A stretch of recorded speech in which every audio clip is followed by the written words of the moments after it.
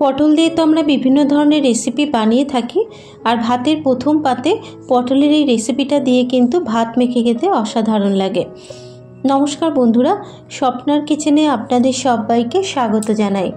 আমার আজকের রেসিপি পটল চিংড়ি ভর্তা। আর গরম গরম ভাতের সাথে এই পটল চিংড়ি ভর্তা থাকলে আর অন্য কিছু কিন্তু দরকার পড়ে না। আশা করি রেসিপিটা আপনাদের ভালো লাগবে। যদি রেসিপিটা ভালো লেগে থাকে ভিডিওটাকে একটা লাইক ও শেয়ার করে দেবেন। তাহলে ঝটপট দেখে নেওয়া যাক আমার আজকের এই রেসিপিটা। পটল চিংড়ি ভর্তা বানানোর জন্য এখানে নিয়েছি প্রায় 250 গ্রাম মতো পটল। প্রথমে পটলগুলোকে কেটে নেব। একটা পটল নিয়ে দুপাশের মুখটাকে একটু কেটে নিচ্ছি। দুপাশের মুখটা কেটে নেবার পর এবার পটলের গাটাকে ঠিক এইভাবে ছুরি দিয়ে চেঁচে নেব। তবে পটলের খোসা না ছাড়ালেও হবে, ঠিক এইভাবে একটু ছুরি দিয়ে পটলের গাটাকে চেঁচে নিলেই হবে। একটা পটলের গা চেঁচে নেবার পর এই একইভাবে কিন্তু বাকি পটলের গাগুলোকেও চেঁচে নেব।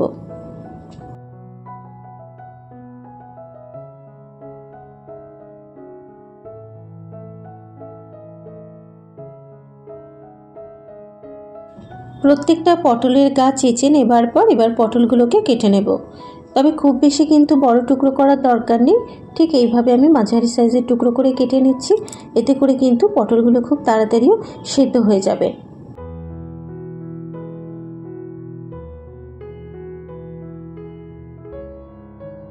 প্রত্যেকটা পটল কেটে নেবার পর এবার পটলগুলোকে একটা ঝুড়ির মধ্যে তুলে নিয়ে পটলগুলোকে খুব ভালো করে একটু জল দিয়ে ধুয়ে নেব। এবারে পটল সেদ্ধ করার জন্য কড়াইয়ের মধ্যে দিয়ে দিয়েছি বেশ কিছুটা পরিমাণে জল। এবারে জলের মধ্যে আমি ধুয়ে রাখা পটলগুলোকে দিয়ে দিলাম। এবারে গ্যাসের ফ্লেমটাকে মিডিয়ামে রেখে মিনিট 5 ঢেকে রেখে পটলগুলোকে একটু সেদ্ধ হতে দেব। পটলগুলো সেদ্ধ হতে হতে এখানে কিন্তু রসুনটাকেও ছাড়িয়ে নেব। আর যে কোনো বাটা বা ভর্তায় যদি একটু রসুনের পরিমাণটা বেশি দেওয়া হয়, বাটা বা ভর্তাটা খেতে কিন্তু খুবই ভালো হয়।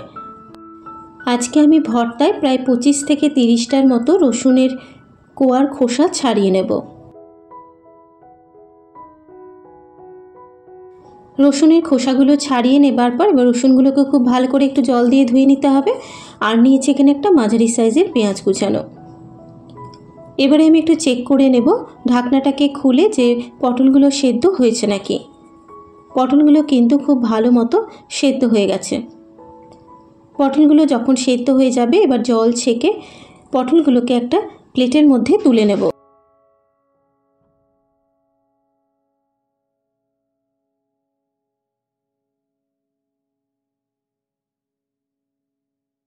পটলগুলোকে প্লেটে তুলে নেবার পর এবার পটলগুলোকে কিন্তু একটু ঠান্ডা করে নিতে হবে। পটলগুলো ঠান্ডা হতে হতে এবার কড়াইয়ের মধ্যে দিয়ে দেবো 2 চা চামচ মতো সর্ষের তেল। তেলটাকে খুব ভালো করে একটু গরম করে নেব। তেলটা গরম হয়ে যাবার পর তেলের মধ্যে দিয়ে দেবো খুব সামান্য পরিমাণে একটু হলুদ গুঁড়ো আর দিয়ে দেবো একটু স্বাদ মতো নুন। নুন আর হলুদ গুঁড়োটা দেবার পর এবার তেলের সাথে মিশিয়ে নেব। তেলটা গরম হয়ে যাবার পর এবার তেলের মধ্যে চিংড়ি মাছগুলোকে দিয়ে দিলাম। এখানে প্রায় 10 থেকে 12টা চিংড়ি মাছ রয়েছে। এবারে গ্যাসের ফ্লেমটাকে মিডিয়ামে রেখে ক্রমাগত নেড়ে চেড়ে চিংড়ি মাছটাকে কিন্তু একটু হালকা করে ফ্রাই করে নেব। তবে চিংড়ি মাছগুলোকে কিন্তু খুব বেশি ভাজার দরকার নেই, একটু হালকা করে ভেজে নিলেই হবে।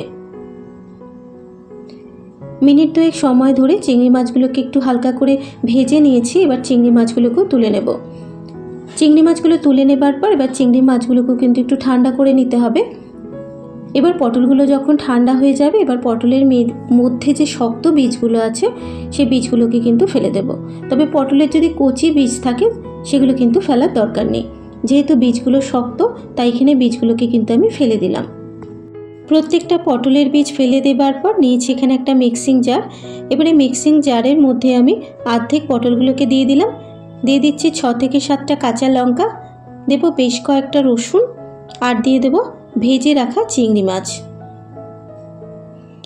এবারে ঢাকনাটাকে বন্ধ করে পটল, রসুন, চিংড়ি মাছ আর কাঁচা লঙ্কার একটা মিহি পেস্ট তৈরি করে নিতে হবে।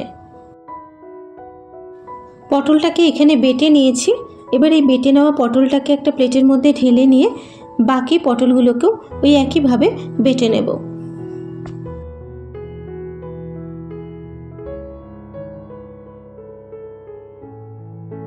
প্রত্যেকটা পটল আমি খুব ভালো করে বেটে নিয়েছি।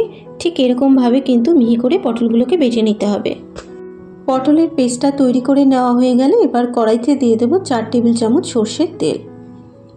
তেলটা গরম হয়ে যাবার পর তেলের মধ্যে দিয়ে দেবো 5টা শুকনো লঙ্কা। আপনারা যে যেরকম ঝাল খাবেন সেই বুঝে কিন্তু লঙ্কাটাকে অ্যাড করবেন। শুকনো লঙ্কাটা দেবার পর এবার শুকনো লঙ্কাটাকে একটু ভেজে নেব। শুকনো লঙ্কাটা ভাজা হয়ে যাবার পর এবার শুকনো লঙ্কাটাকে একটা প্লেটের মধ্যে তুলে নেব। লঙ্কা ভেজে তুলে নেবার পর ওই তেলের মধ্যে সামান্য পরিমাণ একটু কালো জিরে ফোড়ন দিয়ে দিলাম। এবার কালো জিরেটাকে 15 সেকেন্ড ভেজে নেবার পর এবার ওই তেলের মধ্যে দেব স্বাদ মতো নুন। যেহেতু পটলটা বাটার সময় কিন্তু আমি নুন দিইনি, তাই নুনটাকে একবারই দিয়ে দিলাম। আর দিয়ে দিলাম হাফ চা চামচ হলুদ গুঁড়ো।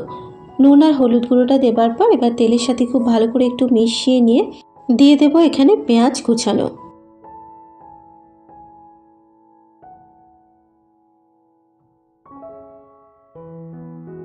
পেঁয়াজটা দেবার পর এবার পেঁয়াজটাকেও কিন্তু একটু লাল করে ভেজে নেব যতক্ষণ না পেঁয়াজটা একটু নরম হয়ে যাচ্ছে।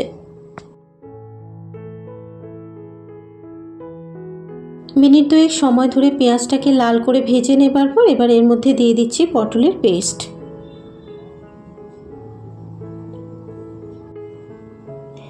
এবারে গ্যাসের ফ্লেমটাকে মিডিয়াম টু হাইতে রেখে ক্রমাগত নেড়ে চেড়ে পটলের পেস্টটাকে খুব ভালো করে একটু ভেজে নেব যতক্ষণ না জলটা শুকিয়ে যাচ্ছে।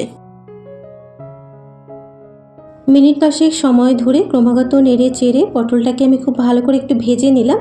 আর পটলের মধ্যে যে একটা জলজলে ভাব ছিল সেটাও কিন্তু শুকিয়ে গেছে।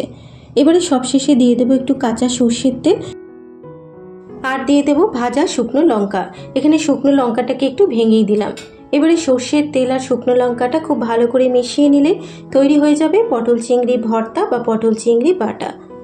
আর গরম ভাতের সাথে এই পটল চিংড়ি ভর্তা দিয়ে কিন্তু ভাত মেখে খেতে অসাধারণ লাগে। আশা করি রেসিপিটা আপনাদের ভালো লাগবে। যদি রেসিপিটা ভালো লেগে থাকে ফেসবুক থেকে দেখলে পেজটা ফলো করার অনুরোধ রইল। আর যারা ইউটিউব থেকে দেখছেন অবশ্যই আমার চ্যানেলটাকে সাবস্ক্রাইব করে পাশে থাকা বেল আইকনটি প্রেস করে দেবেন।